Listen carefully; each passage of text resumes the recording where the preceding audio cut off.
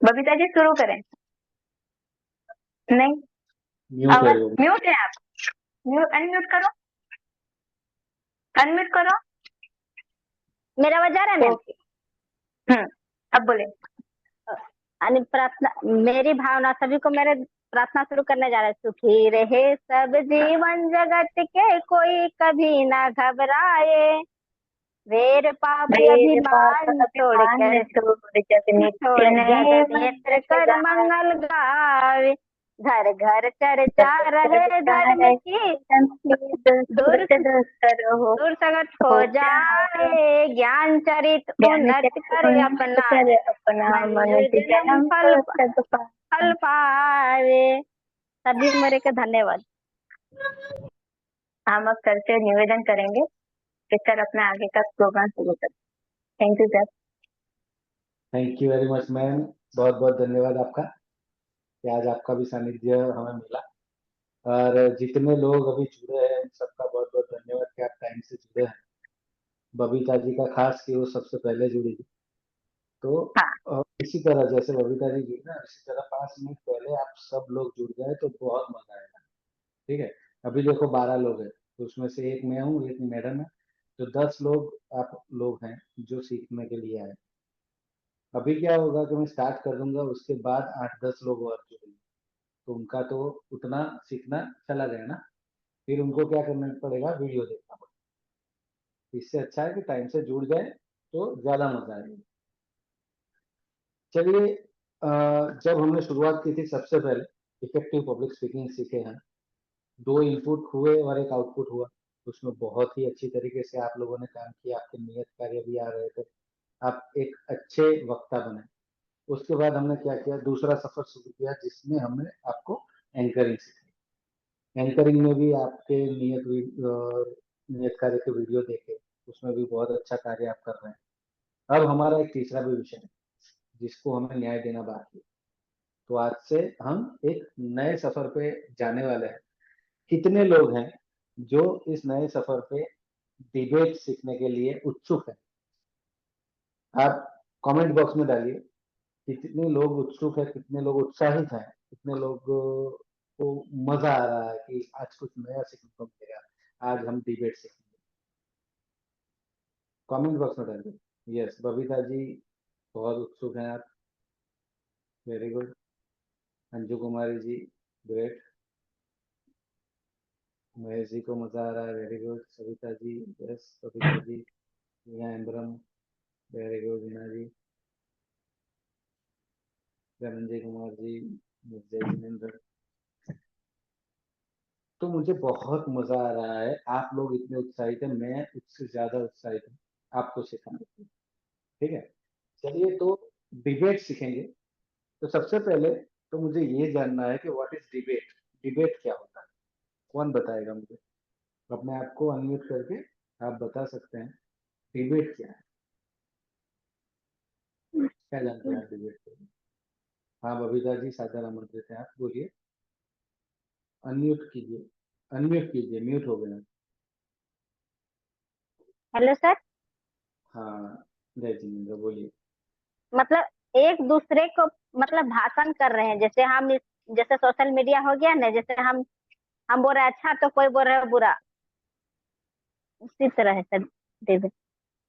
चलिए गुड, आप थोड़ा एक नजदीक है, दूसरे, थोड़ा आप नजदीक है, पर एकदम प्रॉपर जवाब कौन दे पाएगा? What is debate? डिबेट यानी क्या है? भाषण। नहीं, आपका हो गया एक बबीता जी, किसी दूसरे को चांस दो। चलिए, कौन बता पाएगा? आपको क्या लगता है डिबेट यानी क्या हो सकता है? किस चीज को हम डिबेट कह सकते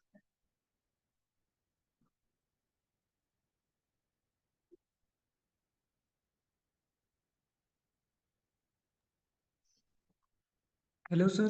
जय जगन्नाथ सर। हैं? जय जिनेन्द्र, जय धन्यवाद। जगन्नाथ। धनंजय जी और मुकेश किसको जी दोनों ने ओपन किया है। चलो मुकेश जी आप बोलिए। सर डिबेट का मतलब हमको समझ में आ रहा है सर, एक टॉपिक को लेके बात, आपस में बातचीत करना ही डिबेट बोला जाता है सर। वेरी गुड, आप भी बहुत नजदीक है, थोड़ा उसमें ऐड करो। तो एकदम फिट धन्यवाद बैठ जाएगा। डिबेट यानी कोई एक टॉपिक पे दो लोग बात कर रहे हैं। चलिए आगे, उसमें कुछ ऐड करना बाकी है।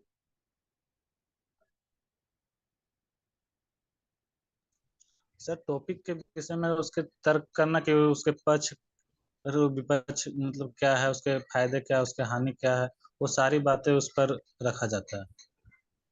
वेरी गुड धनंजय जी। चलिए मैं आपको डिबेट की व्याख्या बता दूं। डिबेट यानी ऐसी चीज कि जब कोई कंपटीशन होता है, डिबेट का कंपटीशन होता है, तब आपको एक सब्जेक्ट दिया जाता है। दो पक्षकार होते हैं, एक पक्षकार को उसके अगेंस्ट में बोलना है, एक को उसके फेवर में बोलना है। यानी कि एक को ये बोलना है कि ये सही है, एक को बोलना है ये गलत है। ठीक है। अभी दोनों पक्षकार अपने अपने पक्ष रखेंगे। दोनों पक्षकार क्या करेंगे, जो दूसरा बोल रहा है ना उसकी बात को गलत साबित करके अपनी बात को सही साबित करना है यहाँ पे। यानी मान लो ये एक झगड़ा है, पर सिस्टमेटिक झगड़ा है, जो सिस्टम से किया जाता है। ठीक है। तो उसकी बारीकियां क्या, वो एकदम डीप में उसकी चर्चा हम आज करने वाले हैं, जिससे आप कोई भी डिबेट कंपटीशन में पार्ट लेंगे तो जीतेंगे ही जीतेंगे। ठीक है। चलिए आगे बढ़ते हैं। मैडम से विनती करूंगा कि नेक्स्ट स्लाइड करें प्लीज।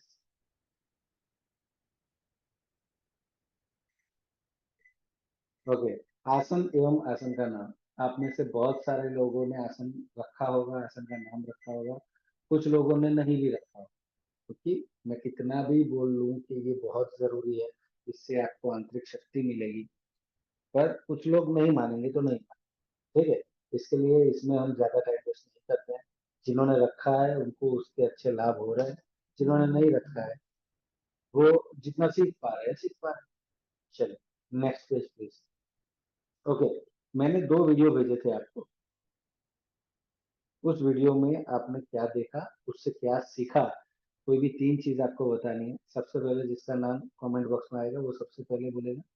दूसरा बोलने वाला रिपीट नहीं करेगा जो पहले ने बोला है। ठीक है।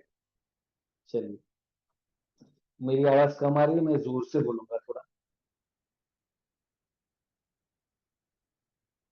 मुकेश जी वीडियो क्यों नहीं देख पाते मुझे पता नहीं चलता। वीडियो देखना बहुत जरूरी है। अगर वीडियो आप नहीं देखेंगे तो मैं क्या समझाना चाहता हूँ, क्या बताना चाहता हूँ, वो आप समझ नहीं पाएंगे। वीडियो तो देखना बहुत जरूरी। चलिए बबीता जी सबसे पहले आपको आमंत्रित करता हूँ, बताइए आपने वीडियो में क्या देखा, क्या सीखा।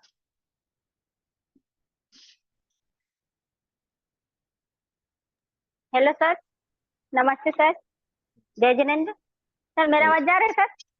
यस आ रहा है, जैसे बोलिए।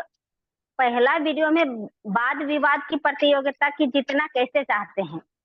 जैसे वाद विवाद के जितना एक कौशल है, चतुराई के साथ हम तकनीक के साथ हम जीत सकते हैं।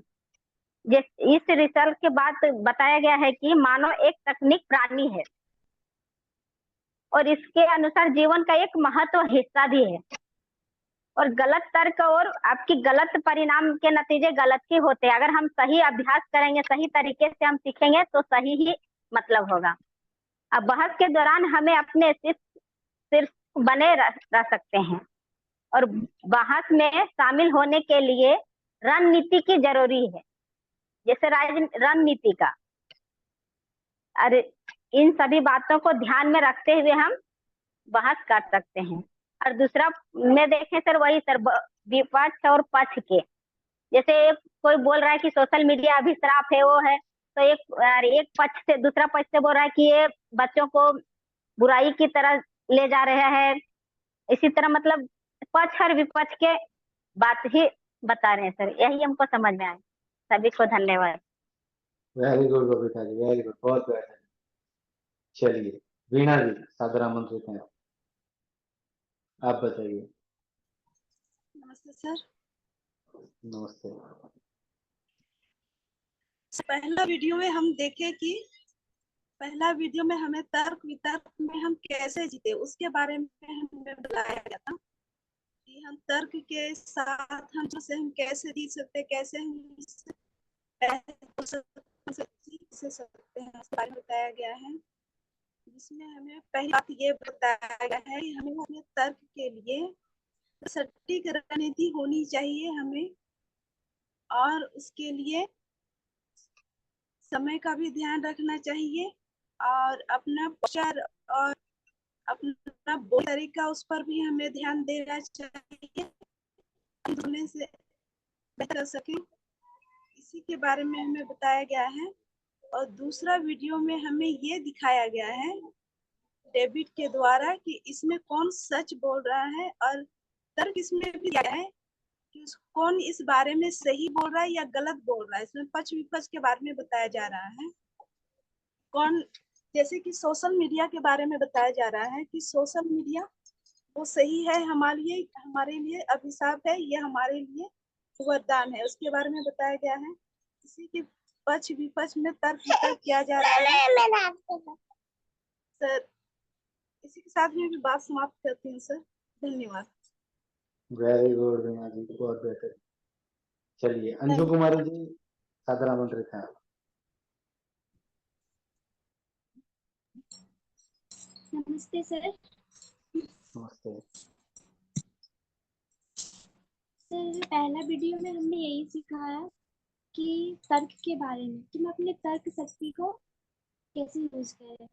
तो सबसे पहले कि मानव एक तर्कशील प्राणी है, इसलिए तर्क उनके जीवन का एक अहम हिस्सा है, और हमें गलत तर्क तनाव की स्थिति की ओर ले जा सकती है, जबकि हमें एक अच्छी बहस एक जीत की एहसास कराती है जब हम अच्छी बहस करते हैं। तो और बहस के दौरान हमें अक्सर ये मतलब ध्यान रखना चाहिए कि हमें किस तरह की समस्या आती है। हम किसी भी बहस को मतलब हम किसी भी बहस में शामिल होने से पहले हमें सभी प्रकार की योजनाएं और रणनीति को सबसे पहले तैयार करना बहुत जरूरी है किसी भी बहस में। और हमें ये भी ध्यान रखना है कि हमारे लिए मतलब कि हमारा पोस्चर कैसा हो, हमें इन बातों का ख्याल रखना भी बहुत जरूरी है कि और हमारी चुनौतियां क्या क्या है। कि अक्सर हम किसी भी बहस के दौरान अपनी, जिसे हम कोई भी विषय के बारे में बहस करते हैं, तो हम सबसे अपनी मूल विषय को की ओर भटक जाते हैं।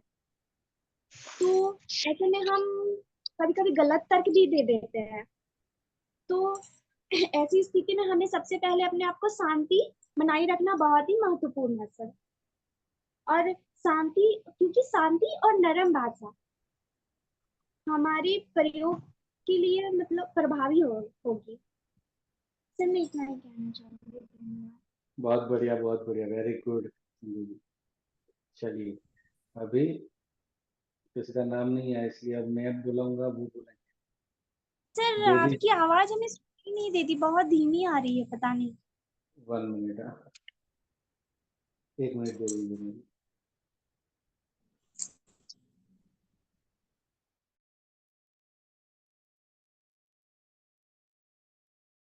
अभी आ रही है? हेलो, मेरी आवाज आ रही है अभी? जी सर, जी सर, आ रही है। हमें तो अच्छी आ रही सर। आवाज आ रही है?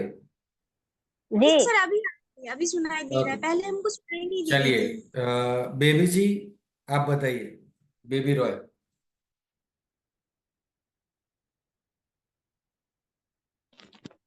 जय जिनेन्द्र सर।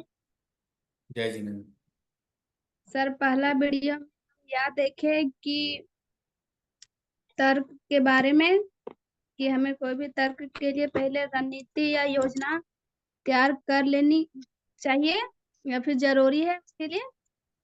और उस वीडियो में हम यह सीखे हैं कि अगर हम जब कहीं पे जाते और बात होते हैं, तो सबसे पहले हम अपना मन को स्थिर रखना चाहिए, शांत रखना चाहिए। तभी हम जैसे कोई भी एक टॉपिक को लेकर जब हम बहस करते हैं, तभी हम आगे तक बोल सकते हैं, अगर हमारा मन स्थिर रहेगा तो। और हमें तर्क अच्छी रखनी चाहिए, ना कि गलत नेगेटिव वाला नहीं रखना चाहिए। और दूसरा वीडियो में हम देखें कि सोशल मीडिया को लेकर बहस हो रहा है दोनों के बीच में, और दोनों ही सही बातें मतलब अपना अपना सही बात ही साबित करने में लगे हैं। यही देख। वेरी गुड, चलिए बहुत बढ़िया। नीरा कुमारी जी सादर आमंत्रित हैं आप। नीरा जी।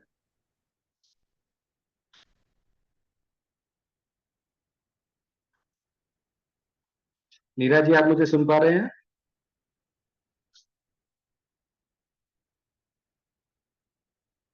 चलिए, जब तक नीरा जी आती हैं तब तक सविता जी आप बताइए।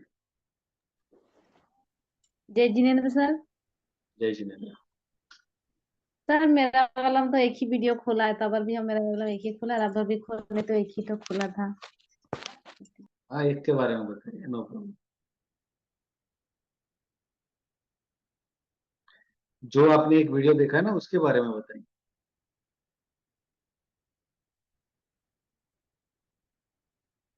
हेलो।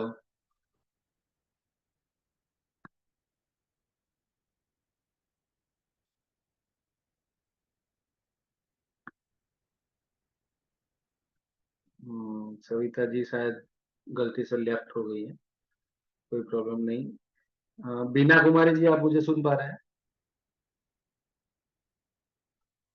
बीना जी, आप बताइए, क्या देखा आपने वीडियो में?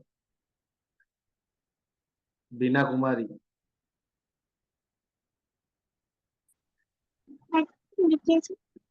जय जिनेन्द्र। बोलिए। सर हम एक भी वीडियो नहीं देखे हैं। चलिए कोई बात नहीं, वीडियो देखना बहुत काम जरूरी चल है। रहा है ना, इसीलिए देख नहीं पा रहे हैं अभी हम। किस चीज का?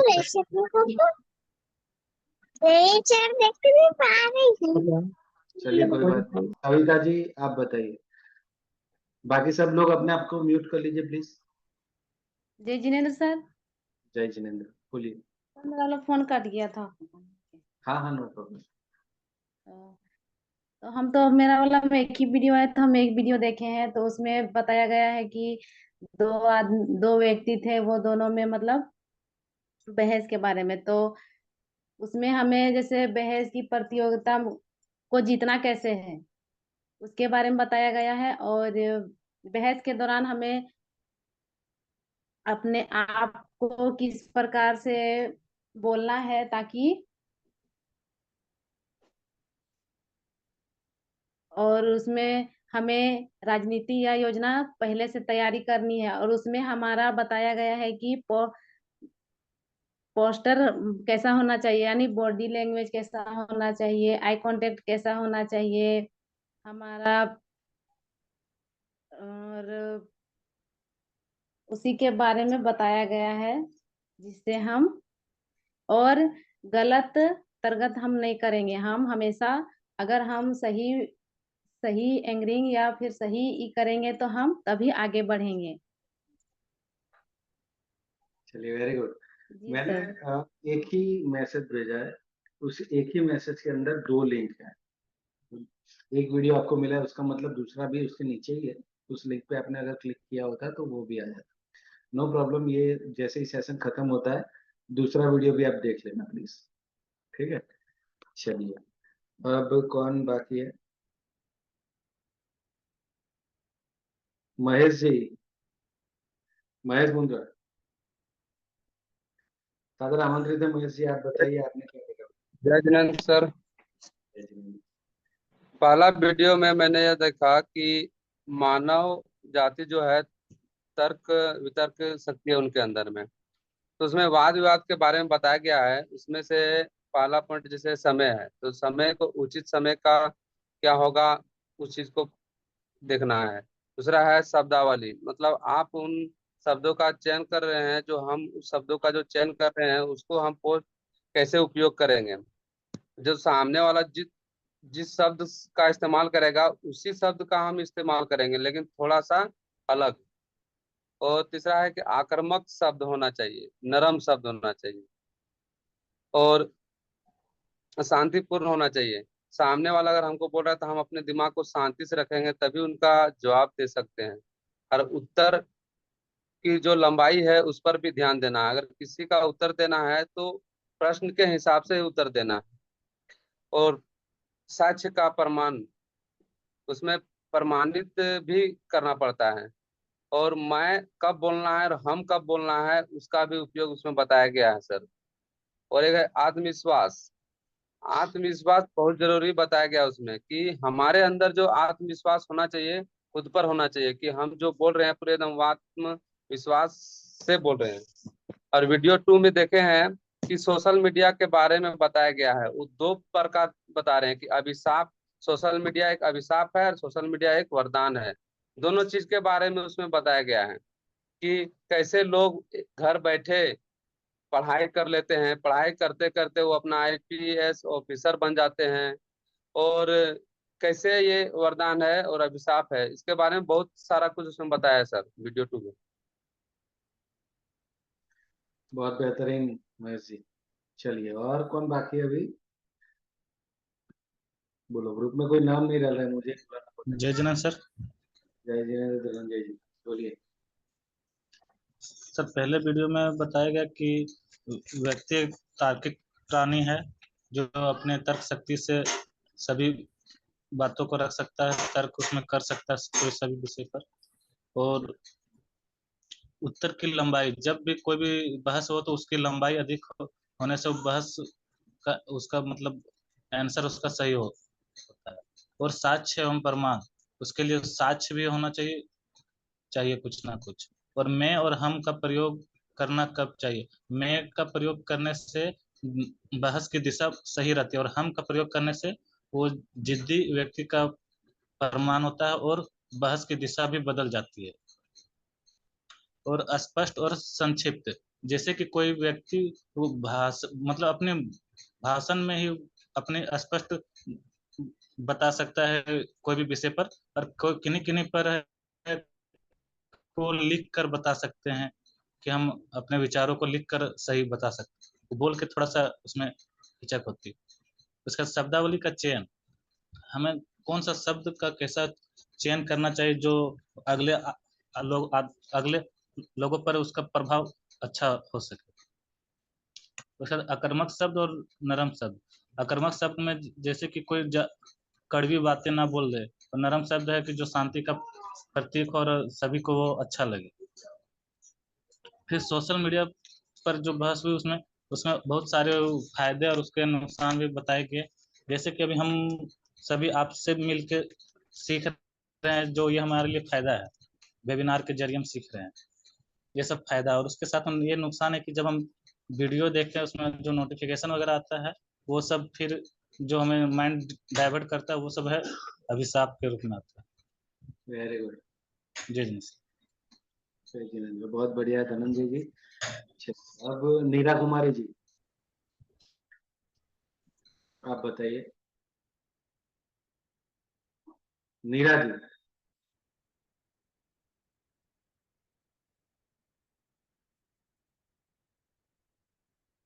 नीरा जी, आप मुझे सुन पा रही हैं?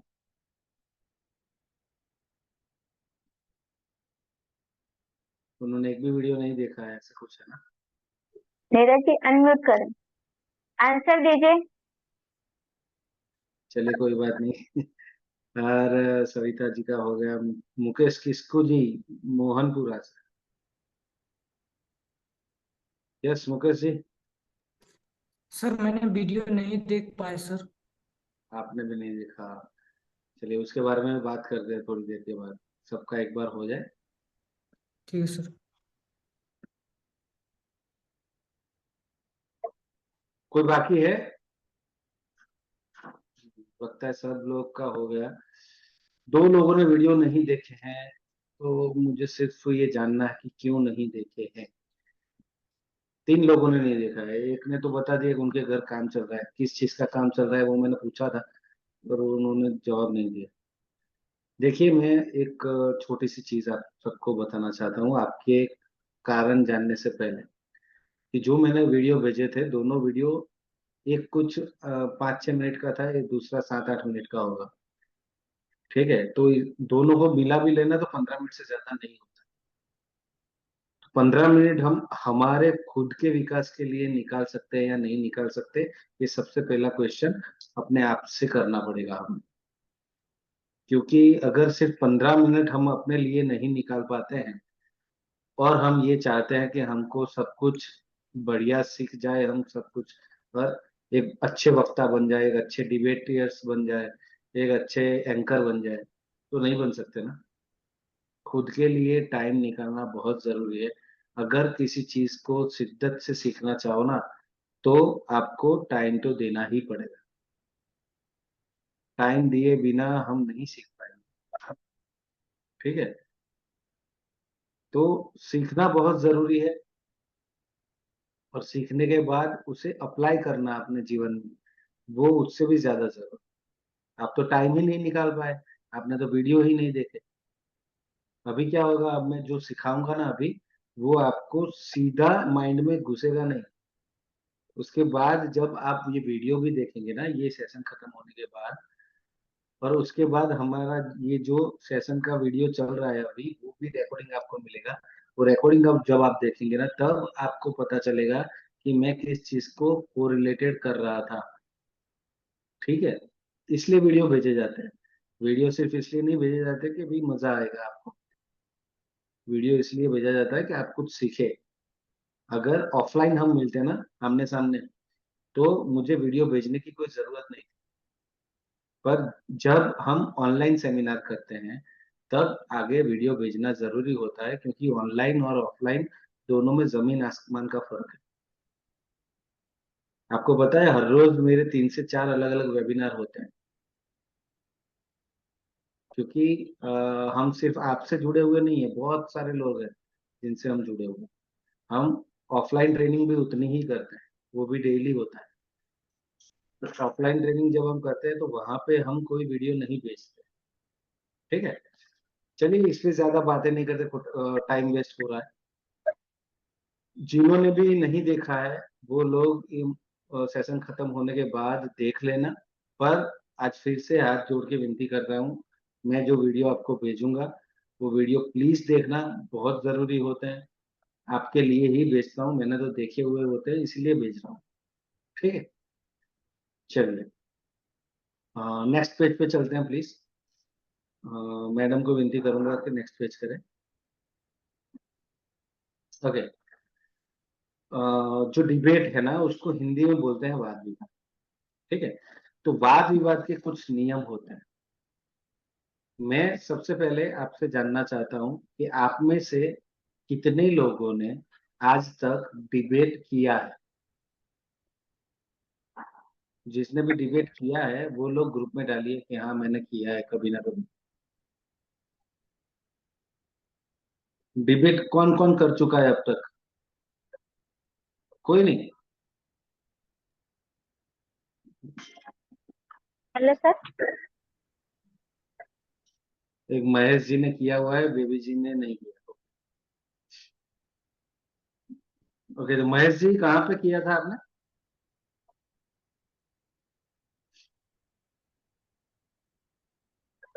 महेश जी अपने आप को अनम्यूट कीजिए और बोलिए। जी सर, वो बाहर में जब थे ना एक बार, तब उस समय हुआ था।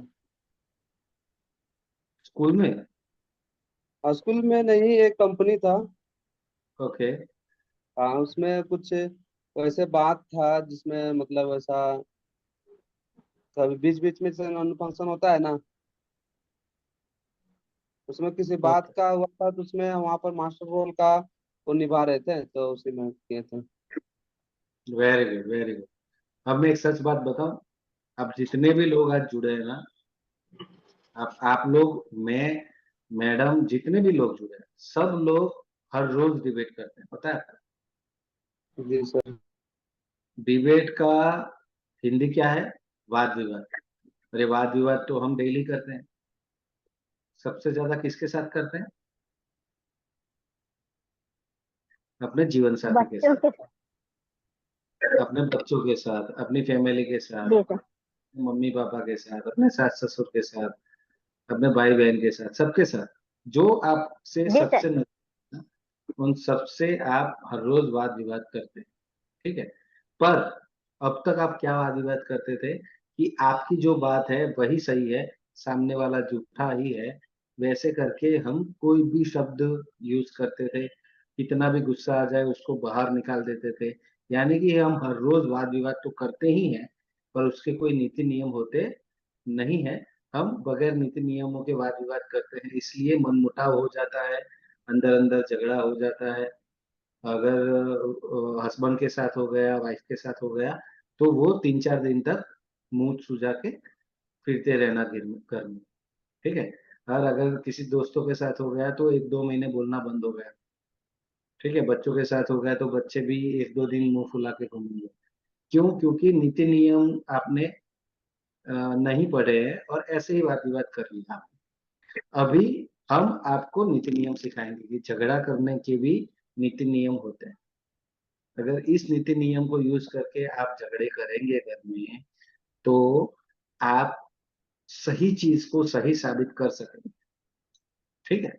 चलिए, तो सबसे पहला नियम ये है कि किसी भी हाल में अपना आपा नहीं खोना है। एकदम आपके माइंड को एकदम शांत रख के आप किसी भी विषय पे जो चीज समझ समझ रहे हैं, यानी सामने वाले को समझाना चाहते हैं, उस चीज को अपना आपा खोए बगैर शांति से रखना है, ठीक है। आपको अपना तर्क रखना है, पर आपा नहीं खोना है, गुस्सा नहीं होना है। दूसरा, सामने वाले की बातों को काटना है, पर सभ्यता से। आप जब डिबेट कंपटीशन में जाते हैं तो दो लोग होते हैं, एक फेवर में बोलेगा, एक अगेंस्ट में बोलेगा, ठीक है। तो अगर आप अगेंस्ट में हैं और सामने वाला फेवर में है, तो उसको पहला चांस है फेवर में कुछ बोलने का। तो वो जो चीज बोल रहा है, तो अभी आपको जीतने के लिए क्या करना है, उसने जो चीज बोली है ना, उस चीज को काटो, ठीक है। उस चीज को किसी ना किसी तरीके से झूठ साबित करना है आपको। और उसको झूठ साबित करने के लिए आपको अपने आपे को खोए बगैर एकदम शांति से अपना तर्क रख के उसको काटना है। समझ रहे हैं? तीसरी चीज है आत्मविश्वास के साथ बोलना। आप जब बोल रहे हैं तो सामने वाले व्यक्ति को लगना चाहिए कि इसके अंदर बहुत कॉन्फिडेंस है। ज्यादा कॉन्फिडेंस से, आत्मविश्वास के साथ आप बोलेंगे तो सामने वाले को लगेगा कि जो विषय के बारे में बात कर रहे हैं, उस विषय के बारे में इसको बहुत कुछ जानकारी है, तभी ये इतना आत्मविश्वास से बोल रहा है। आपका आत्मविश्वास जितना ज्यादा बढ़ेगा, सामने वाले का आत्मविश्वास में उतनी ही कमी आएगी, ठीक है। इसलिए हमेशा आत्मविश्वास के साथ बोलना है। चौथी चीज, भाषा पे काबू रखिए। आपको अपनी लैंग्वेज पे काबू रखना बहुत जरूरी है, क्योंकि जब हम गुस्सा होते हैं, हमारी बात कोई नहीं मानता है और उसकी ही बात सच है ये साबित करता है हमारे सामने, तब हमको बहुत गुस्सा आता है और उस गुस्से में आप मार्क करना, आपका माइंड काम करना बंद कर देता है। फिर क्या, किस चीज से आप काम लेते हैं? मीटिंग चल रही। ठीक है, अपने दिल से आप काम लेते हैं। फिर दिल जो बोलता है ना, वही आपकी जुबान बोलती है, क्योंकि माइंड अभी वर्क नहीं कर रहा है। तो दिल से जो शब्द निकल रहे हैं वो सीधा जुबान बाहर बोल रही है, बीच में कोई फिल्टर है ही नहीं, क्योंकि माइंड अभी नहीं काम करेगा क्योंकि आप गुस्से में हो। तो अपनी भाषा पे आपको काबू रखना बहुत जरूरी है, क्योंकि उस वक्त जब बहुत गुस्सा आता है ना, तब हम क्या बोल रहे हैं ये हमें पता नहीं होता है, कुछ भी बोल जाते हैं और उसके बाद थोड़े टाइम बाद हमें उसका पछतावा होता है, ठीक है।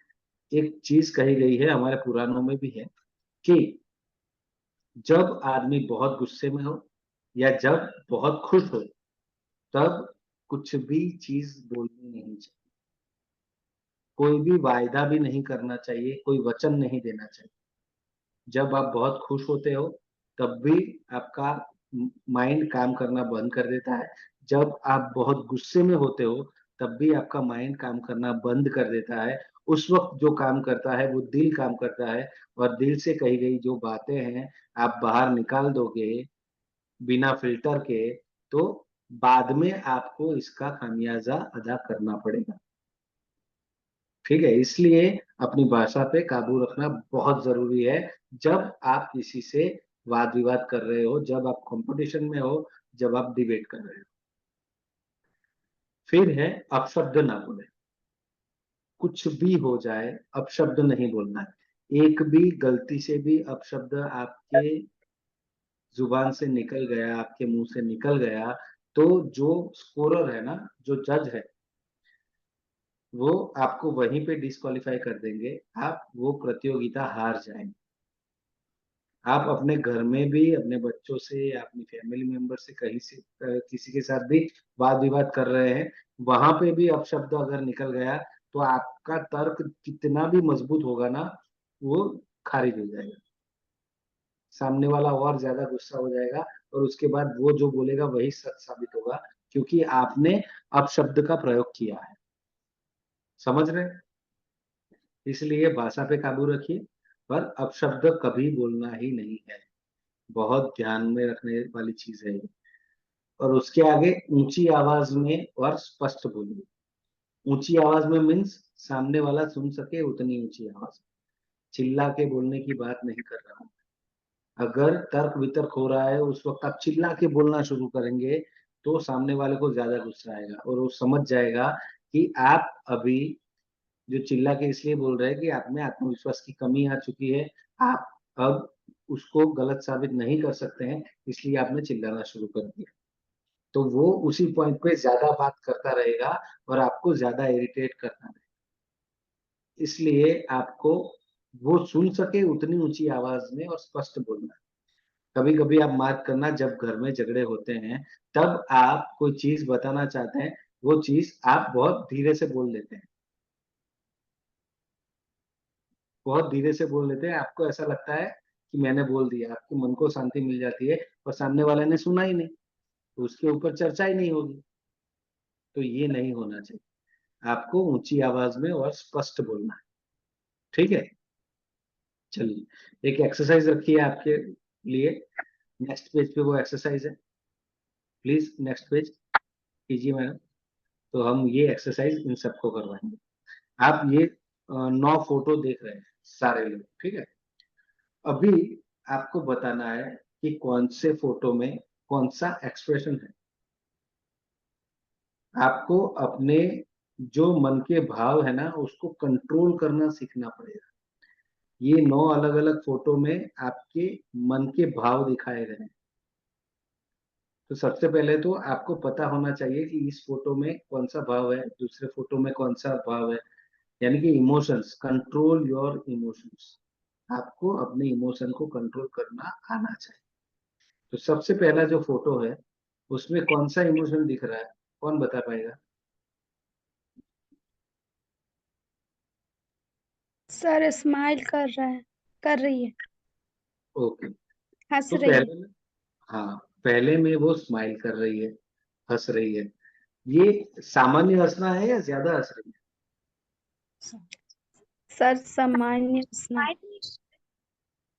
ये हाँ, ये नॉर्मल में सामान्य इसे कह सकते हैं। पर जब आप तर्क वितर्क कर रहे हो, जब आप डिबेट कर रहे हो, जब आप सामने वाले से झगड़ा कर रहे हो, तब आपके फेस पे स्माइल आ सकती है क्या? नहीं। नहीं आ सकती। तो ये जो स्माइल है ना, ये उस वक्त ये बड़ी स्माइल कहा जाएगा इसको। ठीक है, जरूरत से ज्यादा। जरूरत से ज्यादा स्माइल कब आती है आपके फेस पे? जब आप एकदम निश्चिंत हो चुके हैं, आपको ऐसा लगने लगा है कि अब तो मैं जीत ही जाऊंगी। जब आपको ऐसा लगने लगे कि अब मैं जीत जाऊंगी, सामने वाले की बातों में इतना दम नहीं है, जो मैंने बोला है वो बात बहुत दमदार थी, इसलिए आपके फेस पे इतनी स्माइल आ गई, तो सामने वाला तुरंत पकड़ लेगा कि अब ये एकदम निश्चिंत हो चुकी है। तो अब वो अपना जो तुरुप का इक्का होगा, यानी कि जो सबसे मजबूत पॉइंट उसका होगा, वो पॉइंट रखेगा सामने वाला, जिसको आप तोड़ नहीं पाएंगे। ठीक है, इसलिए अगर स्माइल आ भी रही है, अंदे आपका इमोशन ये कह रहा है कि हाँ अगर अब तो आप जीत ही चुके हैं, पर सामने वाले को दिखना नहीं चाहिए, तो इसको कंट्रोल करना हमें आना चाहिए। ठीक है, चलिए सेकंड। सेकंड में क्या लग रहा है आपको? कौन बता पाएगा कौन सा भाव है ये, कौन सा इमोशन दिख रहा है? थोड़ा सा Yes. गुस्सा टाइप में। गुस्सा है, थोड़ा सा गुस्सा है। ये इमोशन कब आता है? ये इमोशन कब आता है? जब ये इमोशन तब आता है जब आप अपनी बात रख चुके हैं और सामने वाला आपकी बात को एकदम गलत साबित करने के बहुत नजदीक है, तब आपको बहुत गुस्सा आता है। जो आपने सोचा नहीं होता वैसी चीज अगर कोई सामने वाले ने बोल दी, आपकी बात को काट दिया, तो आपको गुस्सा आ रहा है और ये आपने फेस पे दिखाया। ये सामने वाले ने देख लिया कि ये चीज मैं बोल रहा हूँ तो सामने वाला गुस्से हो रहा है, गुस्सा हो रहा है, पर अपने गुस्से को वो दबा भी रहा है, बाहर नहीं निकलने देना चाह रहा। तो वो क्या करेगा, उसी पॉइंट के ऊपर और ज्यादा बात और ज्यादा पॉइंट्स रखेगा, जिससे आप ज्यादा गुस्सा हो और कुछ ऐसा बोल जाए जिससे आप हार जाए और वो जीत जाए। इसलिए आपको गुस्सा आ रहा है फिर भी आपको अपने फेस पे दिखाना नहीं है। समझ रहे हैं? चलिए थर्ड वन, तीसरे फोटो में कौन सा इमोशन दिख रहा है?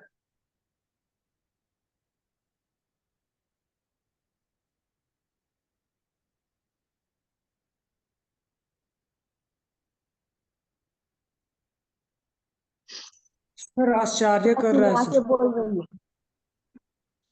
तीसरे फोटो में आश्चर्य है, एकदम सर। सरप्राइज। Very good. एकदम सरप्राइज हो गई है लड़की कि कोई ऐसी चीज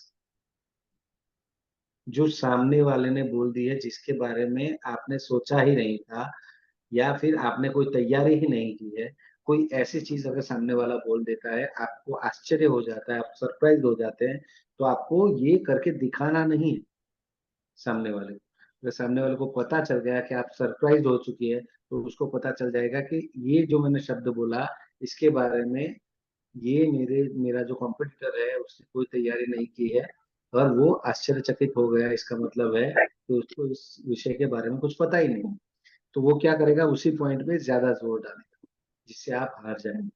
इसलिए आपको ये वाला जो आपका इमोशन है वो भी दिखाना नहीं है। ठीक है। फोर्थ, चौथे में क्या लग रहा है आपको? बहुत गुस्सा में है सर। के बोल रहे हैं। चलिए चौथा जो है ज्यादा गुस्से में आ गई है और उसके बाद वो चिल्ला के बात कर रही, चिल्ला के बात कर रही। तो आप देखना, जब छोटे बच्चे आपके हैं लड़ रहे हैं ना, तब कोई एक बच्चा अगर जोरों से चिल्लाना शुरू कर देगा तो सामने वाले बच्चे ने मेरी क्लास तो अटेंड नहीं की है, ठीक है, फिर भी उसको पता चल जाएगा कि ये इस पॉइंट पे बहुत ज्यादा गुस्सा होता है, तो उसको ज्यादा गुस्सा किया जाएगा। छोटे बच्चे क्या करते हैं, एक दूसरे के कोई ऐसे नाम रख लेते हैं जिस नाम को बोलने से उसको ज्यादा गुस्सा है।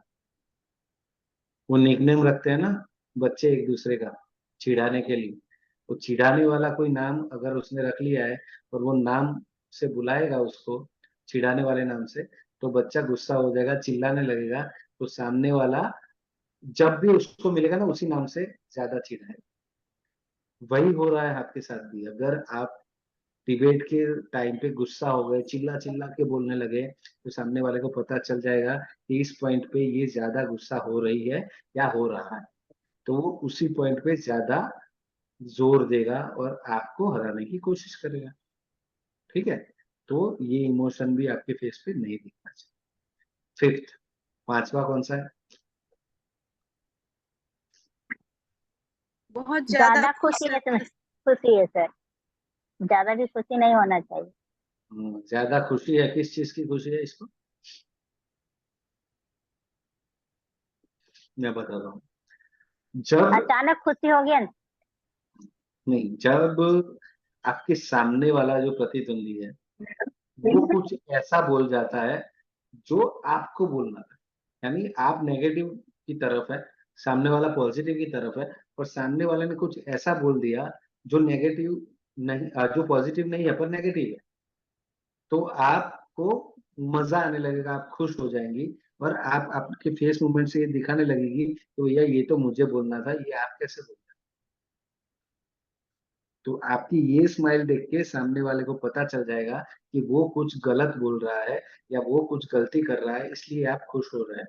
तो वो अपनी गलती को तुरंत रोक लेगा और अपना जो भी बोलना है उसको दूसरे किसी जगह पे ले जाएगा और दूसरी चीज लाके बोलना शुरू कर देगा। तो अगर वो आपकी साइड पे बोलना शुरू कर रहा है, गलती से भी वो अगेंस्ट में बोलना शुरू कर रहा है, तो आपके फेस पे दिखना नहीं चाहिए कि वो कोई गलती कर रहा है। समझ रहे हैं? चलिए, छठा, सिक्स्थ जो है वो कौन सा इमोशन है?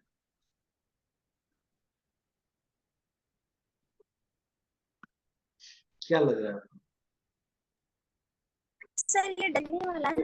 लग रहा है कोई बात से चिढ़ गया है सर। Okay. चिढ़ गया नहीं है, ये इरिटेटिंग है। इरिटेटिंग यानी आपको वो छिपकली देख के कैसा होता है, इरिटेशन होता है ना। अचानक चिढ़न, हाँ, डरना। इरिटेशन, इसको इरिटेशन हो रहा है।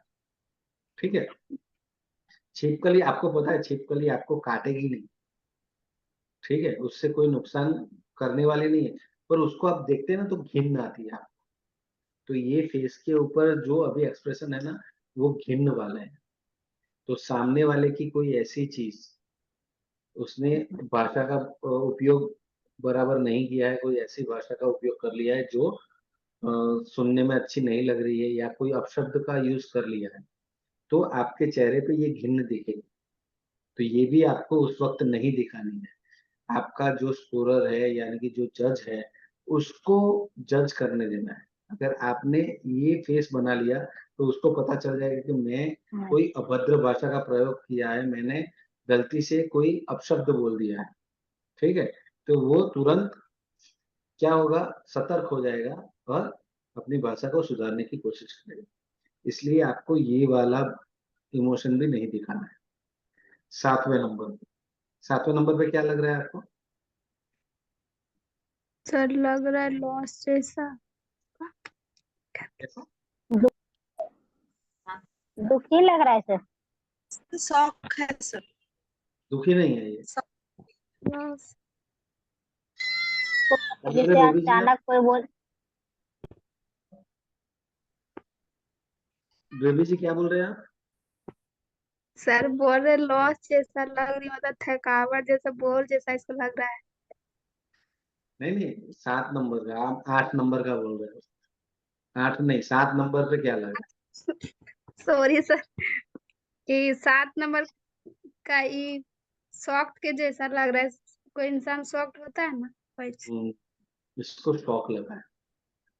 ठीक है, कोई ऐसे शब्द का यूज किया है सामने वाले ने जो आपको पता नहीं है, यानी कि कोई समानार्थी शब्द, जो शब्द आप नियमित रूप से यूज करते हैं ना, उन शब्दों को पता नहीं, हम अलंकारिक शब्द बोलते हैं। जय कमरा क्या आराम कर लेते थोड़ी जी, देर तक। म्यूट कर लीजिए अपने आप को, प्लीज म्यूट कर लीजिए। देवीरा, ओके, तो सामने वाले ने कोई अलंकारिक शब्द का यूज किया है जो शब्द आपने आज तक सुना ही नहीं। ठीक है, वैसा कुछ उसने बोल दिया है। तो अब आप ये सोच में पड़ गए कि इसका जवाब अब मुझे क्या देना है। तो उस वक्त ये एक्सप्रेशन आ सकता है, तो इसको भी संभाल के रखना है, बाहर नहीं आने देना, वरना क्या करेगा वो, ज्यादा अलंकारिक शब्दों का प्रयोग होना शुरू हो जाएगा, उससे भी आप हार सकते हैं। चलो, 8 नंबर का जो फोटो है उसमें क्या लग रहा है आपको? बहुत ज्यादा हाँ दुखी है। सर। जी सर, बहुत ज्यादा दुखी है किसी चीज से। नहीं, ये दुखी नहीं है, ये बोर थक हो रही गई। है। बोर हो बोर गई। हो रही है, जैसे अभी ये सेशन चल रहा है ना, तो आप लोग बोर हो रहे हैं। उसी तरीके से ये बोर नहीं हो सर, रहे हो रहे हैं। हैं ना। नहीं, अभी जो मैं बात कर रहा था ना, तब 2-3 लोग ऐसे ही बैठे थे, सेम ऐसे ही। इसलिए मैंने ऐसे ही बोल दिया। पर आप लोग ऐसा करके सोच रहे होंगे कि चलिए क्या इमोशन क्या प्रकट हो रहे हैं अंदर, ठीक है। तो ये बोर हो रहे हैं, तो अगर सामने वाले को पता चल गया कि आप बोर हो रही है तो वो ज्यादा बोर करेगा। क्यों? क्योंकि बोर हुआ हुआ आदमी, जो सामने वाली व्यक्ति बोर हो रही है, तो वो ज्यादा कॉन्फिडेंस से नहीं बोल पाएगी क्योंकि उसके अंदर जो एक शक्ति होती है ना, वो क्षीण होती जाती है। आप देखना, आप कितने ही उत्साहित हो, आप 10 मिनट ऐसे बोर होके बैठना, आप अपने आप को थकावट भरा महसूस करेंगे। ऐसा महसूस करने लगेंगे कि आपको थकावट हो रही है, या फिर ऐसा महसूस करेंगे कि यार माइंड काम नहीं कर रहा है, कुछ चाय बाय पी जाए, या कुछ एक चक्कर लगाना पड़ेगा, मूड नहीं है। ऐसा आप फील करने लगोगे। कब? जब आप बोर होंगे। इसलिए सामने वाले को पता चल गया कि आप बोर हो रहे हैं, तो वो आपको ज्यादा बोर करेगा, जिससे आपके आत्मविश्वास में कमी आएगी और आप कुछ नया नहीं सोच पाएंगे। इसलिए ये इमोशन नहीं दिखा। चलिए 9 नंबर। रो रही है सर। सही है। बहुत अभी ज्यादा दुखी हो रही है सर। अभी क्या हुआ कि आपने जो बात बताई थी, उस बात को सामने वाले ने गलत साबित कर दिया, और अभी उसकी बात को काटने के लिए आपके पास कोई पॉइंट बाकी नहीं बचा है, तभी आप रोएंगे। देखना, जीवन में 18 साल से बड़ा जो भी आदमी या लड़की या कोई भी है, वो तभी रोते हैं जब उनके सामने जो सिचुएशन है, उस सिचुएशन को वो हैंडल नहीं कर पाते, यानी कि अभी जो हो चुका है ना, उसको हम सुधार नहीं पाएंगे, या जो कुछ हो रहा है उसको हम रोक नहीं पा रहे हैं। कुछ भी कर लो, जो हो रहा है वो गलत है, फिर भी हो रहा है। ऐसा कोई दृश्य आपके सामने आ जाए, या ऐसे कोई सिचुएशन आपके सामने आ जाए, तभी आप रोगे, ठीक है। तो आपको अभी लग रहा है कि मैंने जो बोला है उसको इसने काट दिया है मेरी बात को, और अब मैं इसकी बात को काटने के लिए कुछ और सोच पा नहीं रही हूँ, मेरे पास कोई पॉइंट ही नहीं है। तब ये इमोशन आ जाते हैं। ओके, साबित नहीं। धनंजय जी प्लीज अपने आप को म्यूट कर लीजिए।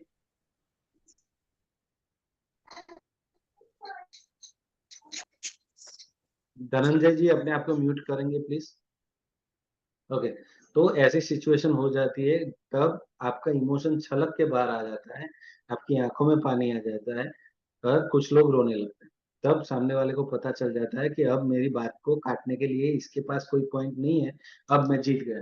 तो उसके अंदर कॉन्फिडेंस में बढ़ोतरी हो जाएगी, और आप एक बार रोने लगेंगे तो आपका पूरा शरीर आपका साथ छोड़ देगा, माइंड आपका साथ छोड़ देगा, आपका दिल साथ छोड़ देगा, आपके आई कांटेक्ट, आपके हैंड मूवमेंट, सब कुछ आपका साथ छोड़ देंगे, और आप हार जाएंगे। इसलिए ये जो 9 अलग अलग इमोशंस है, आपके अंदर उद्भव तो होंगे, पर उसको कंट्रोल करना है। तो कंट्रोल किस तरीके से करेंगे? आपको जब प्रैक्टिस करनी है किसी भी विषय के बारे में पॉजिटिव या नेगेटिव बोलने की, तो आपको सारे पॉइंट्स लिखने हैं, और उसके बाद वो उस पॉइंट्स पे आपको नेगेटिव और पॉजिटिव दोनों की तरफ से बोल के आईने के सामने खड़े होके बोलना है, वो प्रैक्टिस करना है। और आपको ये प्रैक्टिस भी हेलो करना है कि मैंने अगर ये पॉइंट रखा। Hello hello.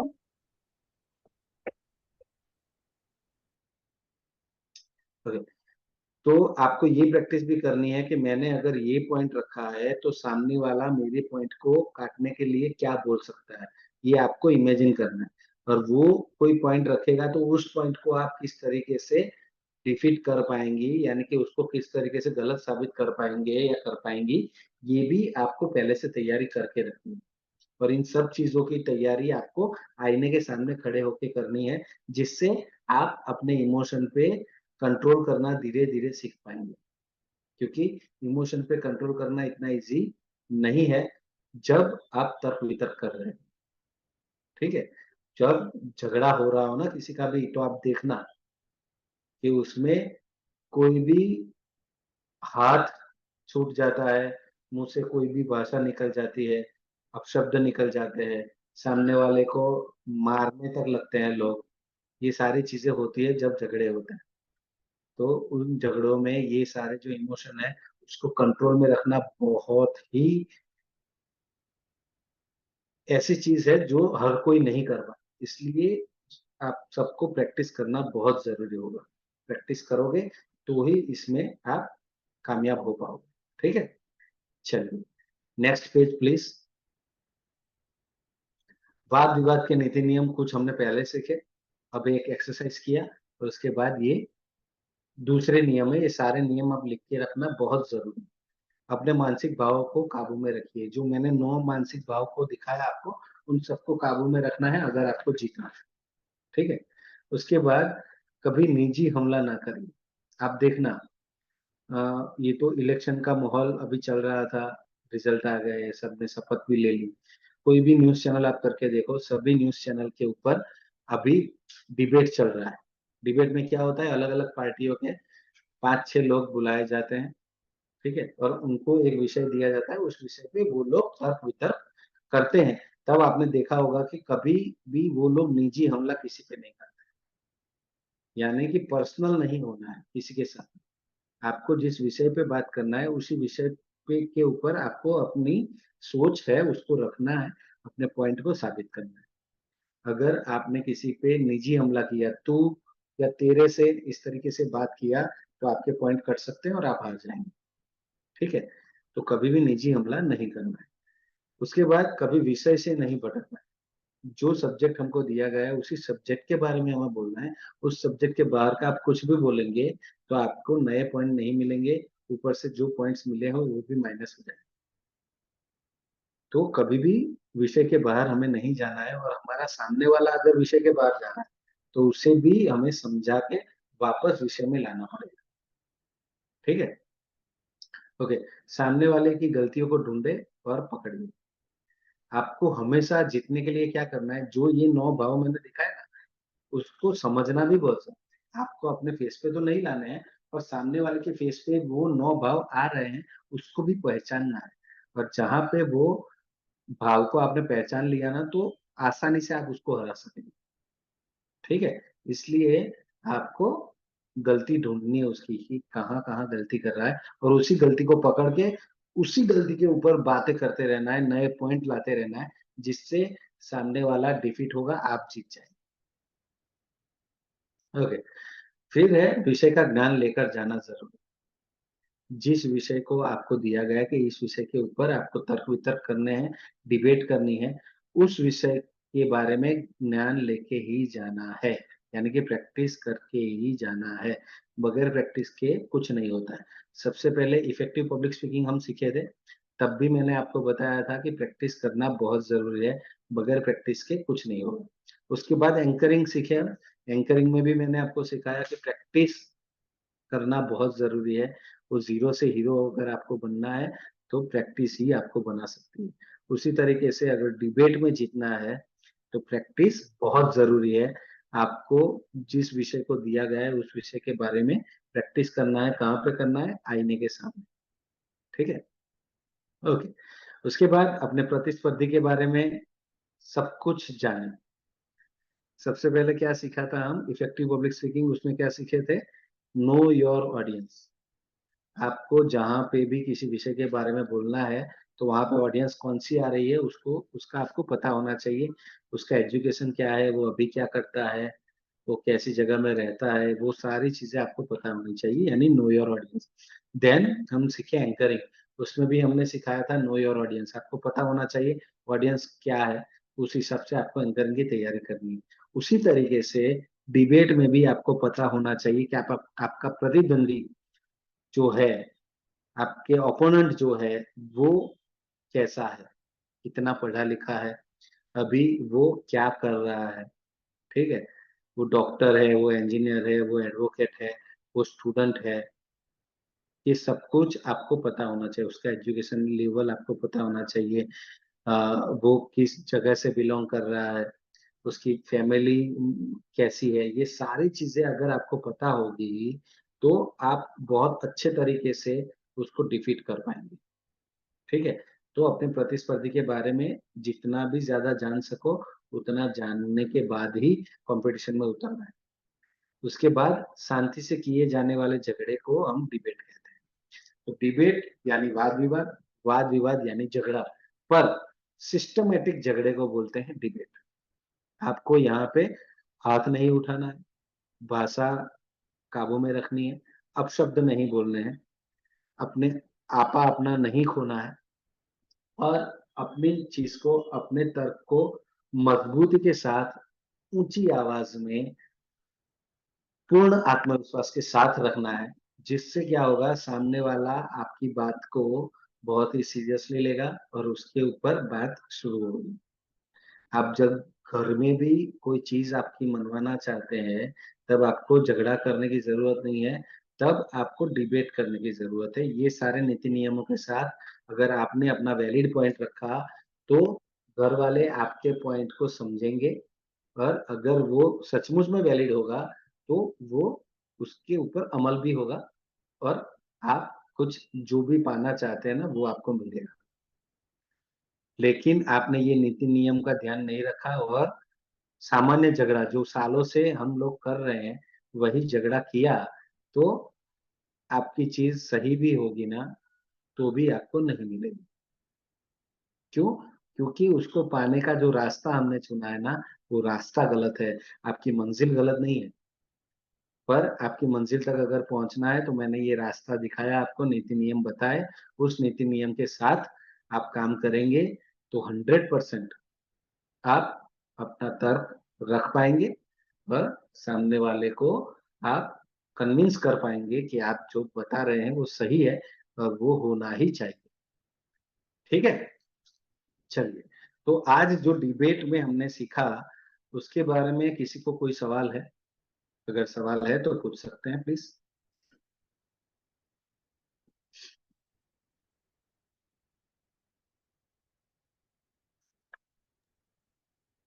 किसी को भी समझ में ना आया हो या तो आज कोई जानकारी चाहिए, तो आप सब अपनी बात रख सकते हैं सबके सामने।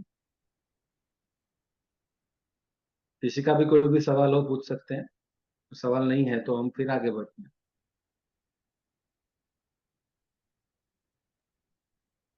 चलिए, किसी का कोई सवाल नहीं है, हम आगे बढ़ते हैं। अब आप में से हम एक एक्टिविटी करेंगे, आप में से कोई दो लोग अभी डिबेट करेंगे। ठीक है, मैं एक विषय दूंगा, उस विषय पे एक पॉजिटिव साइड बोलेंगे, एक नेगेटिव साइड बोलेंगे। तो कौन डिबेट करने के लिए तैयार है?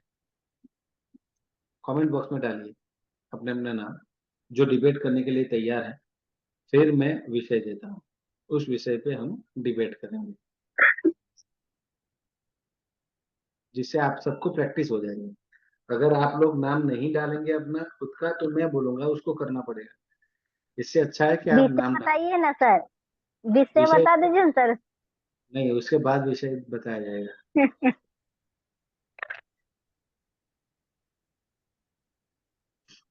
जो अपने घर में हर रोज झगड़ा करता हो ना, वो तो जीत ही जाएगा इस डिबेट। झगड़ा नहीं करते हैं सर, पहले झगड़ा होता था अब नहीं। नहीं, आज से झगड़ा करना, पर सिस्टमेटिक तरीके से। ठीक है, नहीं जिससे सामने पहले। वाला सुबह के नहीं घूमेगा। हम्म,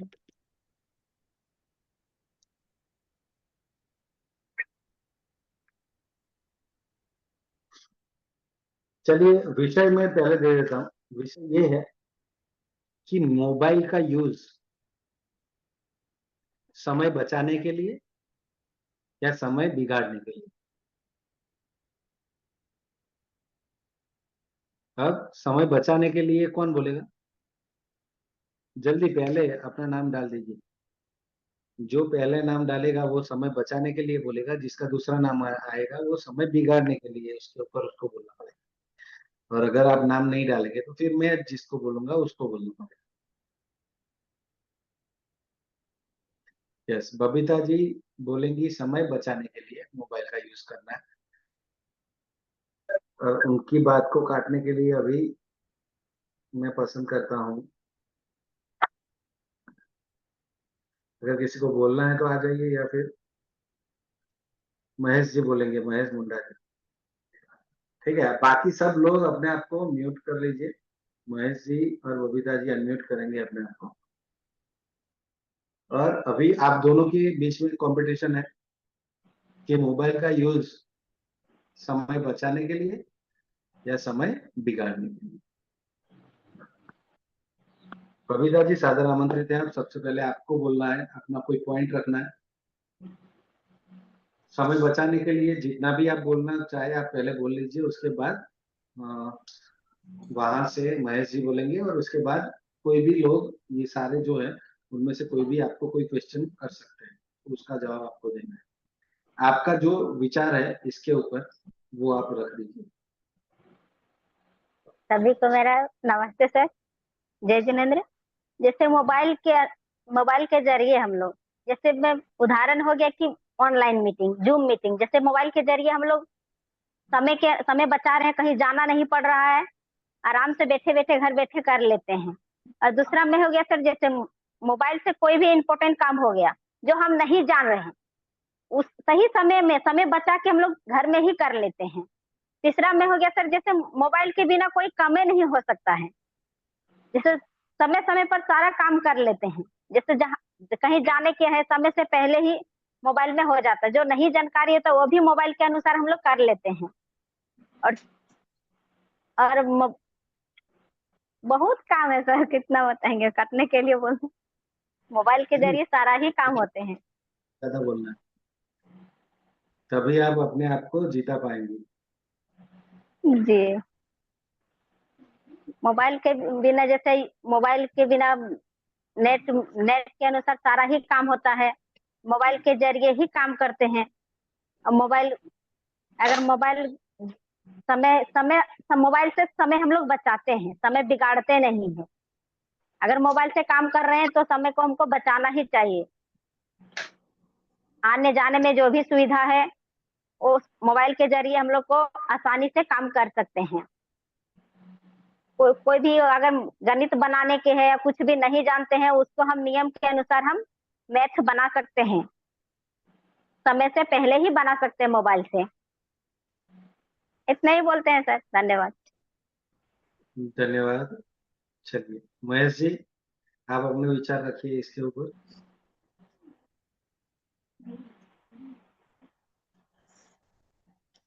मोबाइल जो है समय को बिगाड़ रहा है सर, क्योंकि देख, मोबाइल में अगर कुछ अच्छा चीज हो गया है, अगर कहीं किसी को जाना है तो माइंड से अगर जरा सा भी हट गया कि कहीं जाना है और मोबाइल में कुछ देखने लगे, तो वो चीज दिमाग में नहीं आता है कि कहीं जाना है। सो फिर बाद में पता चलता है अरे मोबाइल तो देखते देखते हमको कहीं मीटिंग में जाना था या कहीं मतलब कुछ खास काम के लिए जाना था, तो लोग भूल जाते हैं।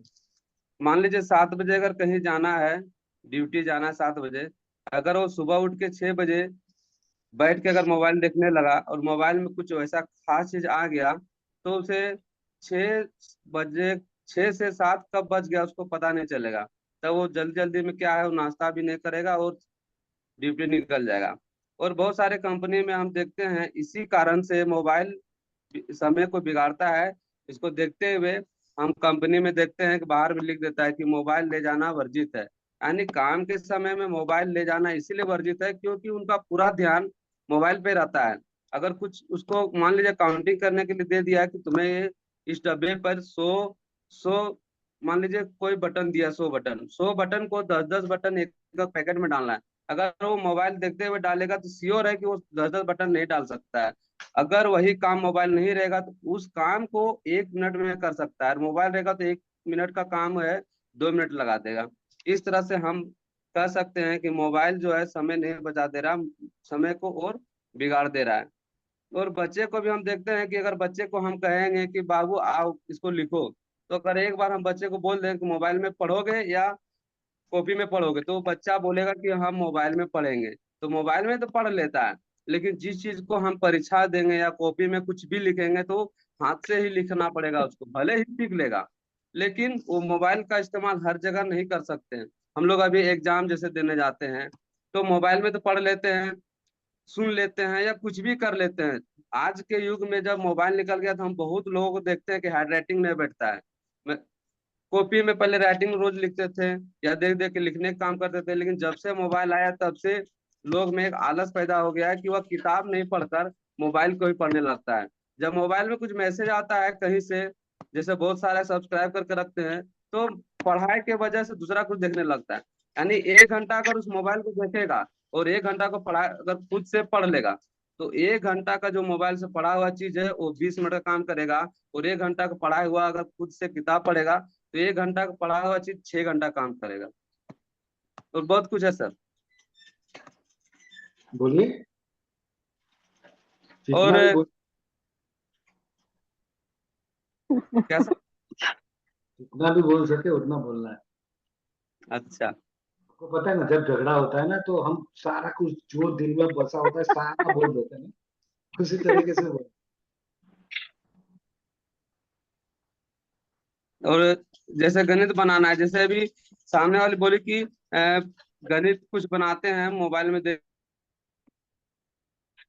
लेकिन जितना मोबाइल से प्रैक्टिस होगा उतना कॉपी में लिख लिख के प्रैक्टिस नहीं होगा। तो इसको देखते हुए हम कह सकते हैं कि मोबाइल जो है समय को एकदम बिगाड़ रहा है, समय को नहीं बचा रहा है।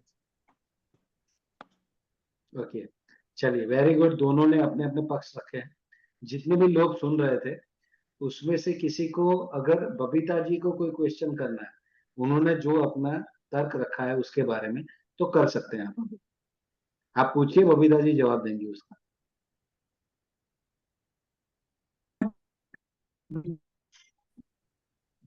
बबीता जी बोल रही है कि मोबाइल समय बचा रहा है, तो आपका कोई क्वेश्चन हो उसके बारे में तो पूछ सकते हैं। हाँ मुकेश जी पूछिए।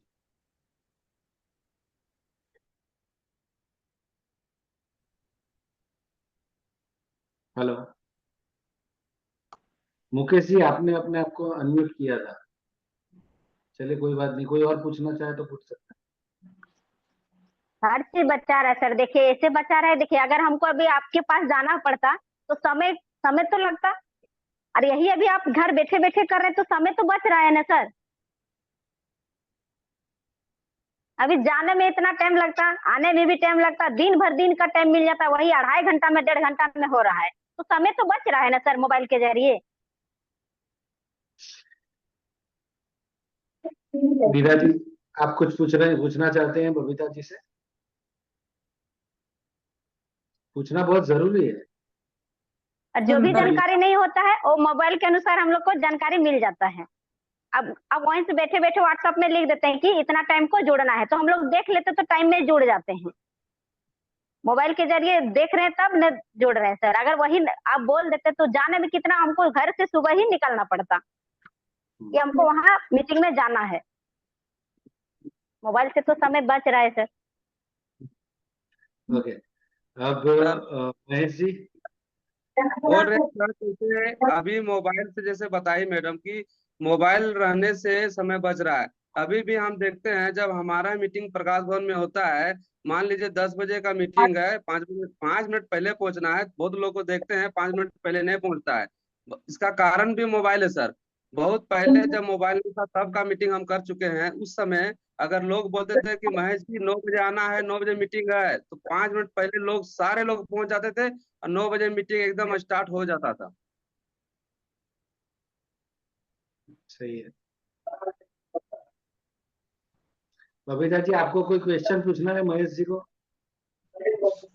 नहीं सर, जैसे देखिए पहले के क्या था कि वो जूम मीटिंग नहीं करता था, कि वहां मीटिंग जाके करना पड़ता था, इसीलिए घर में सुबह ही निकलना पड़ता। अगर कहीं रास्ते में बाइक खराब हो गया तो पंचर, उस कारण लेट हो सकते हैं सर। न तो सब कोई 5 मिनट पहले ही पहुंचते हैं, कोई कारण के अनुसार समय से लेट होता है। वही अगर ऑनलाइन मीटिंग होता तो समय बर्बाद नहीं होता, समय के अनुसार ही हो जाता। क्योंकि वहां आने जाने में दिक्कत होता है, जैसे बाइक में जा रहा है कि ऑटो भाड़ा गाड़ी में जा रहा है, उसको वहां प्रॉब्लम हो रहा है, इसके कारण लेट से जा रहे हैं, पहुंच रहे हैं सर। यही कारण है। वही अगर मीटिंग यहाँ जूम मीटिंग में हो जाता तो समय से पहले ही जुड़ जाते। मैं एक पॉइंट रखना चाहता हूँ बबीता जी, कि आप बोल जी रहे हैं सर। समय बच रहा है। मोबाइल का इंवेंशन यानी कि मोबाइल की खोज ही इसके लिए हुई थी कि आदमी, पर अभी क्या हो रहा है, सब लोग क्या कर रहे हैं, बिटिया आपको बहुत हैरान कर रही है। हाँ बहुत परेशान कर रही है। बेटा देखिए और थोड़ी सर, देर मत करो, थोड़ी देर मत करो। ओके, अभी क्या हो रहा है कि बच्चे, बूढ़े, जवान सभी लोग ने क्या कर लिया है, मोबाइल का यूज इतना बढ़ा दिया है, इतना इसके पीछे है ना आ रही है प्लान्स है जियो, लगे उन्होंने क्या किया, फ्री कर दिया। ठीक है, आवाज नहीं आ रहा सर। मनीष जी अपने आप को म्यूट कर लीजिए प्लीज, दूसरी आवाजें बीच में आ रही है इसलिए सुनाई नहीं दे रहा है। आप भी बबीता जी आप भी म्यूट कर लीजिए अपना। ठीक हो जी तो सर। उस दिन महेश जी आप भी म्यूट कर लीजिए प्लीज। ओके, अब आ रही है आवाज। पहले क्या था, 1 GB डाउनलोड करने के लिए, 1 GB लेने के लिए हम क्या करना पड़ता था, 220 रुपए 225 रुपए देने पड़ते थे, तब 1 GB 1 महीने का मिलता था। तब हम क्या करते थे, मोबाइल का बहुत कम यूज करते थे, सिर्फ जरूरी काम होना तभी हम व्हाट्सएप वगैरह यूज करते थे। ठीक है, अभी क्या हुआ, जियो आया, उसने सबको फ्री में दे दिया कि जितना भी यूज करो फ्री। अभी क्या हो रहा है, लोग ज्यादा से ज्यादा मोबाइल पे ही देखने को मिलते हैं, चलते चलते भी मोबाइल, गाड़ी में मोबाइल, बस में मोबाइल, ट्रेन में मोबाइल, घर में जब सो रहे तब भी मोबाइल, खाना बनाते वक्त भी सामने मोबाइल। तो 24 घंटे मोबाइल, क्यों? क्योंकि डेटा फ्री हो चुका है।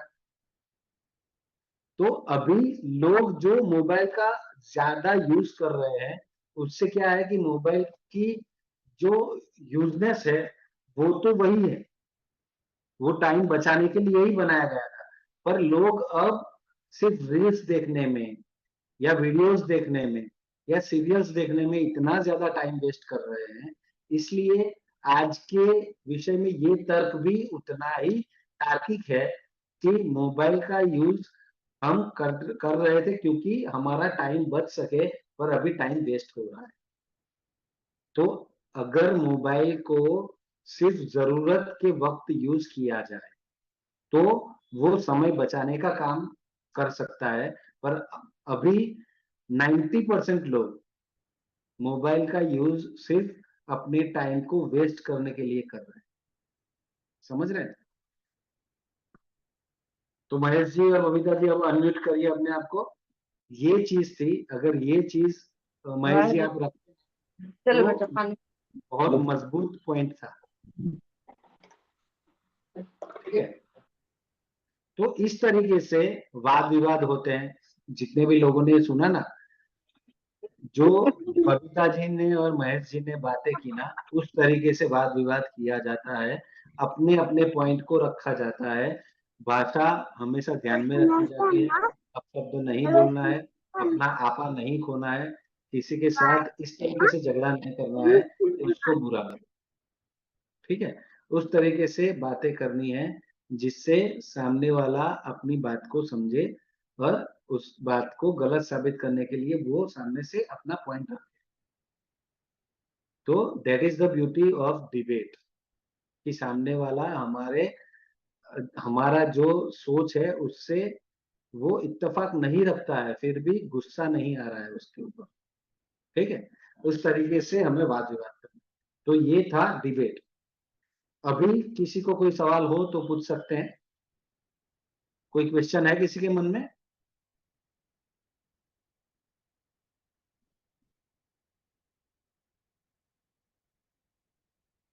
चलिए, वेरी गुड। अगर किसी के पास कोई क्वेश्चन नहीं है तो हम आगे बढ़ते हैं। आज हमने जो भी सीखा उसमें से कोई 3 चीजें आपको बतानी है जो आप अपने जीवन में उतारेंगे और आने वाले जीवन में आपको काम आएगा। वो सारी चीजें आपको जैसे ही हमारा सेशन खत्म होगा उसके बाद आपको ग्रुप में डालनी है कि ये 3 चीजें मैंने आज सीखी। ठीक है, उसके बाद जो आज से आपको नियत कार्य में, ये तो मैं दे नहीं सकता क्योंकि वाद विवाद करना है, 2 लोगों की जरूरत पड़ेगी। मैं आपको ऐसा विषय दूंगा कोई पर्टिकुलर, उसके ऊपर आपको पॉजिटिव जो आपको लगे वो सारा आपको बोलना है। किसी को मैं लिख के भेजूंगा कि नेगेटिव आपको बोलना है तो उनको नेगेटिव। ठीक है, कोई विषय मैं रखूंगा उसके ऊपर पॉजिटिव, कोई ऐसा विषय रखूंगा उसके ऊपर नेगेटिव, ये आपको भेजना है। उसके अलावा कुछ ऐसे भी वीडियोस भेजूंगा जिसमें लाइव डिबेट हो रहा है, तो उस डिबेट को भी आपको देखना है। ठीक है, और उसके बारे में मैं पूछूंगा भी कि उसमें आपने क्या सीखा। इसलिए सबको वीडियो देखना बहुत जरूरी है। जैसे ही ये सेशन खत्म होगा, जिन लोगों ने मैंने जो वीडियोस भेजे थे वो नहीं देखे हैं, वो लोग वो वीडियो देख लें। ठीक है, चलिए, बहुत बहुत धन्यवाद आप सबका। मैं आमंत्रित करता हूँ मैडम को। धन्यवाद मैडम।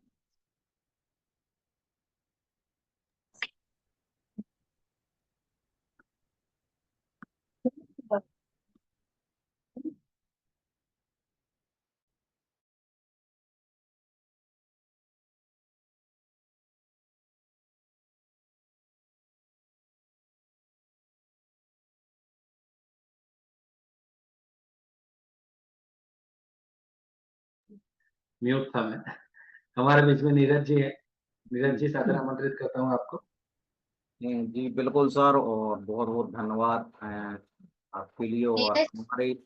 जी चलिए ठीक है, thank you so much sir. Neeraj, हम वो करिए, आप समापन करिए। जी जी बिल्कुल बिल्कुल। जी, और हमारे सभी पारस विद्या योजना से जुड़े शिक्षक प्रशिक्षणार्थी, क्योंकि जो आज का हमारा टॉपिक चल रहा था डिबेट का, जिसे हम वाद विवाद कहते हैं हिंदी में, और ऐसा वाद विवाद जो सभ्यतापूर्ण हो, जिसमें एक पक्ष को सही तरीके से प्रस्तुत अरे मैं करना, मीटिंग में हूँ। ये वो एक डिबेट है कि उसके पॉजिटिव वे को भी ध्यान में रखना है और नेगेटिव वे को भी ध्यान में रखते हुए डिबेट उग्र नहीं होनी चाहिए। डिबेट के दौरान जो डिबेट करता है, वाद विवाद करता है, उसके किस प्रकार के हाव भाव होने चाहिए, किस प्रकार के शब्दों का उन्हें अपनी बात रखने के दौरान उपयोग करना है, ये सब आज हमने इस सत्र के माध्यम से सीखी, सुनी एवं समझी। डिबेट किसी भी विषय पर हो सकता है, तो उस विषय की हमें पूर्ण जानकारी रखना बहुत ही जरूरी है, और हमें डिबेट के दौरान किन बातों का ध्यान रखना है वो सब आज हमने सीखा है।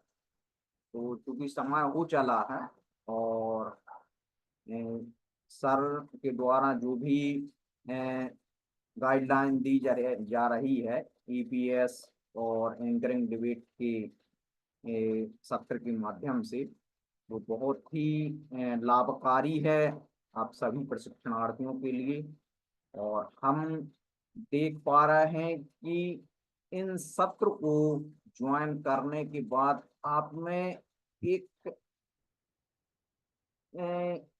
ऐसा परिवर्तन हमने देखा है जो कल्पना से परे था, जो हमने भी नहीं सोचा था कि इस प्रकार का परिवर्तन आपके व्यक्तित्व में आएगा।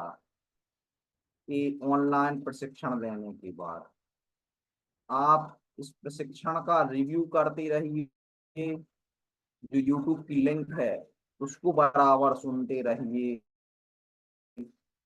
और जहां भी आपके लिए अवसर मिले अपनी बात रखने का, अपना पक्ष रखने का, तो किस प्रकार से रखना है उसका भी उपयोग कैसे करना है वो हमने सत्र के माध्यम से सीखा है। क्योंकि समय हो चला है, और हम पुनः प्रार्थना एवं वंदना की मुद्रा को धारण करेंगे और सत्र को विराम की ओर ले चलेंगे। तो पुनः आप सभी अपने दोनों हाथों को जोड़ लें और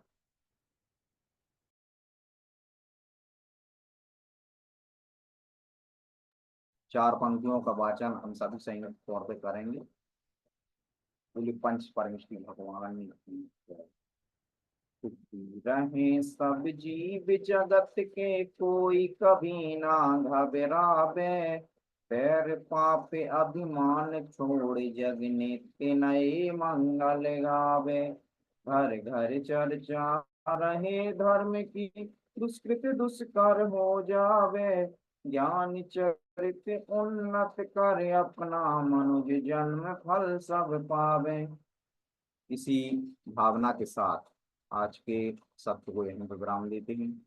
आपका दिन शुभ हो। जय जिनेंद्र, जोहार, नमस्कार।